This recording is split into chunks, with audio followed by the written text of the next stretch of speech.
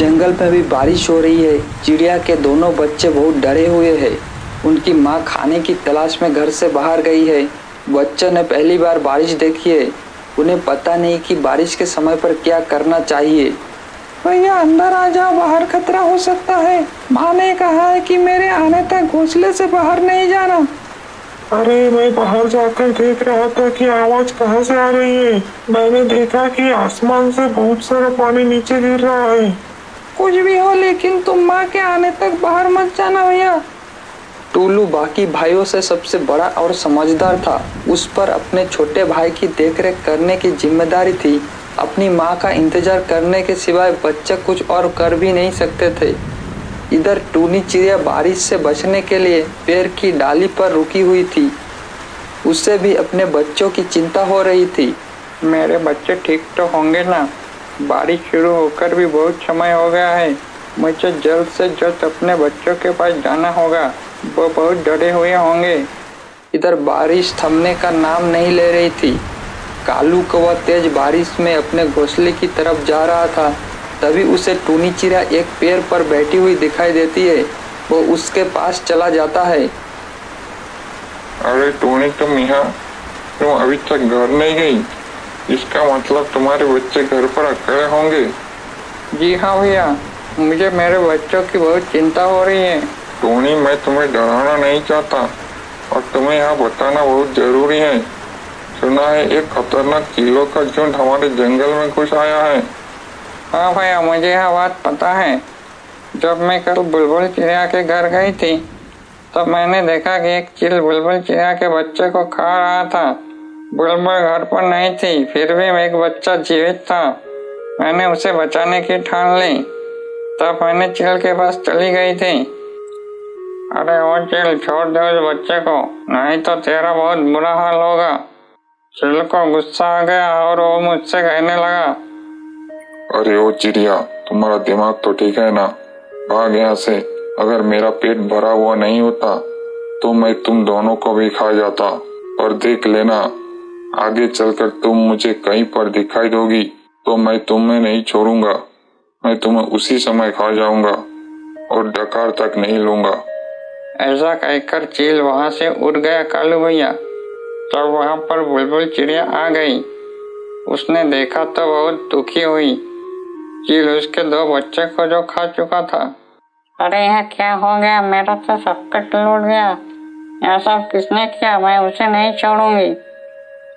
अरे बहन, तुम्हारे बच्चे को चील ने खाया है। अगर मैं इन मौके पर नहीं आती तो चील तुम्हारे तीसरे बच्चे को भी खा जाता।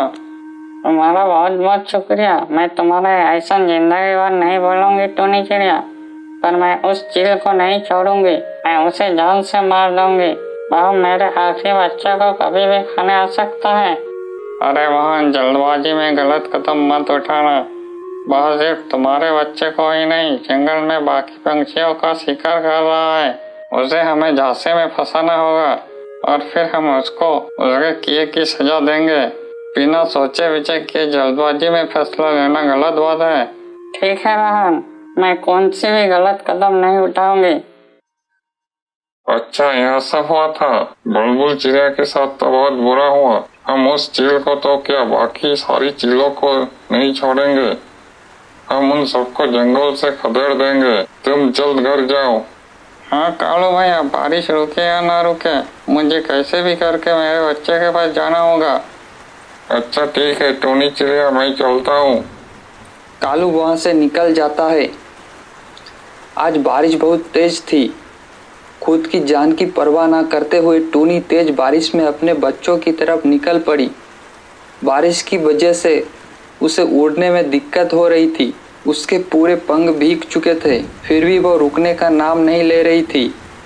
उसे अपने बच्चे के पास जो जाना था। वह देखो, अपना शिकार हमारी तरफ खुद चल कर आ रहा है। इस तेज बारिश में इसे खाने का मजा बहुत आएगा। चिड़िया को खाकर तीनों का पेट भर जाएगा। टूनी चिड़िया शिकारी चील के पास आ जाती है। अरे चिड़िया, रुक जाओ, इतनी तेज बारिश में कहाँ जा रही हो? टूनी चिड़िया शिकारी चील को देखकर बहुत डर जाती है। टूनी चिड़िया बहुत ही होशियार और समझदार थी, साथ साथ बहुत साहसी भी थी। उसने चील के साथ सामना करने का फैसला लिया है। जी मैं अपने घर जा रही हूँ। ऐसे कैसे जाओगी? अब तुम हमारे इलाकों में आ चुकी हो। अब तुम अपने घर जाने की वजह सीधे हमारे पेट में जाने वाली हो। उनकी यह बात सुनकर टूनी चिड़िया बहुत डर जाती है। उसे कुछ भी समझ नहीं आ रहा था। तभी टूनी के मन में एक आइडिया आती है। मुझे कैसे भी करके इन सब से छुटकारा पाना होगा। अरे भाइयों, आप मुझे कैसे खा सकते हो? मुझे पहले से ही किसी ने खाने के लिए रिजर्वेशन करके रखा है। क्या ऐसे कौन है वो हमारे होते हुए भी तुम्हें खाने के लिए रिजर्वेशन करके बैठा है? और दूसरे तीसरे कोई नहीं, मेरे खुद के पति है, जो कि एक चील है। क्या कोई अपनी खुद की बीवी को खा सकता है भला? कोई अपने बीवी को खाना चाहेगा जो जंगल में बाकी सारे इतने पंछी है? हाँ भैया, कोई नहीं चाहेगा, पर मेरा पति चाहता है। ऐ नहीं, उसने मेरे तीनों बच्चों को भी खा लिया है। अगर तुमने मुझे खा लिया तो वह तुम्हें नहीं छोड़ेंगे। मुझे खाने का हक सिर्फ उन्हीं को है। किसकी इतनी हिम्मत है जो हमसे टकराएगा? अगर है हिम्मत, चलो मेरे पति के पास, एक बार लड़कर भी देख लो। अगर तुम जीत जाओगे तो मुझे खा लेना। पता है मंजूर? हाँ चलो, हम देख लेंगे उनको। टूनी चिड़िया निकल पड़ी उस शिकारी चील की तलाश में जिसने बुलबुल चिड़िया के बच्चों को खाया था। टूनी चिड़िया आगे बढ़ रही थी और शिकारी चील उल्लू के साथ साथ पीछे उड़ रहा था। आखिर टूनी चिड़िया उन्हें लेकर शिकारी चील के इलाके में आ ही गई। अरे यहाँ चिड़िया तो मेरी तरफ ही आ रही है। कल तो यहाँ मेरे हाथ से छूट गई थी, पर अभी मुझे बहुत भूख लगी है। मैं इसका शिकार करके इसे खा जाऊंगा। तुम यहाँ पर ही रुको। उसने तुम्हें यहाँ पर देख लिया तो वो सतर्क हो जाएगा। मैं अकेला अकेला आगे जाती हूँ। जब वह मुझ पर हमला करने लगे तो तुम जल्द से वहाँ पर आ जाना। टूनी चिड़िया उन्हें वहाँ पर छोड़कर चील के पास आ जाती है। अरे वाह, शिकार खुद मेरी तरफ चलकर आ गया है। लगता है आज भी मैं पेट भर खाना खाऊंगा। हाँ, कल भी तुमने मेरे छोटे छोटे बच्चों को खा लिया, आज मुझे खा लो। वैसे भी मैं जिंदा रहकर क्या करूँगी? मेरा तो सब कुछ लौट गया है।